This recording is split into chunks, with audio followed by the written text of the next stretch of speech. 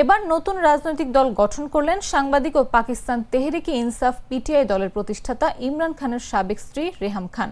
ভারতীয় সংবাদ মাধ্যম এনডিটিভি এক প্রতিবেদনে জানায়, মঙ্গলবার করাচি প্রেস ক্লাবে এক সংবাদ সম্মেলনে রেহাম খান তার নিজস্ব রাজনৈতিক দল পাকিস্তান রিপাবলিক পার্টির আনুষ্ঠানিক ঘোষণা দেন। পাকিস্তানের রাজনীতিতে নতুন অধ্যায়ের সূচনা করে রেহাম খান বলেন, আগে কখনো রাজনীতির পদ গ্রহণ করেননি তিনি, তবে একবার একজনের জন্য একটি দলে যোগ দিয়েছিলেন। তিনি জানান, তার দল পাকিস্তান রিপাবলিক পার্টি সাধারণ মানুষের কণ্ঠস্বর হিসেবে কাজ করবে এবং শাসক শ্রেণীর জবাবদিহি নিশ্চিত করবে। এটি শুধু একটি দল নয়, একটি আন্দোলন যা রাজনীতিকে জনগণের সেবায় রূপান্তরিত করতে চায়।